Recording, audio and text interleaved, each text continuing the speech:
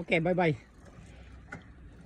അപ്പോൾ ഒരുവിധം സെറ്റായിട്ടുണ്ട് നമ്മുടെ ആ ഒരു സ്ട്രക്ചറും ഗിയറും പ്രൊപ്പൈലറും ബാക്കി കാര്യങ്ങളൊക്കെ.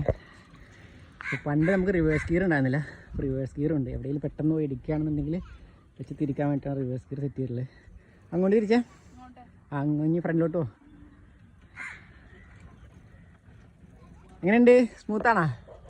സ്റ്റേബിളാണോ?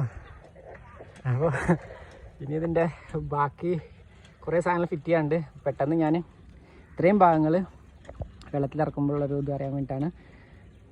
അപ്പോൾ ആ ഒരു ടെൻഷൻ സത്യം പറഞ്ഞാൽ ഒന്ന് കുറഞ്ഞു.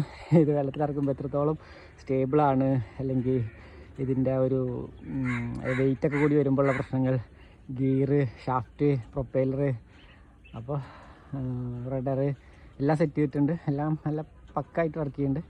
നമുക്ക് ഇനി പുള്ളിക്കാരുടെ ചുറ്റും ഒന്ന് കറങ്ങിയിട്ട് വരാം. അത് അങ്ങോട്ട് തിരിക്കുമ്പോൾ ഇങ്ങോട്ട് വരിക. ആ കേബിൾ പിന്നെ ഞാൻ പഴയ പോലെ തന്നെ ആക്കി.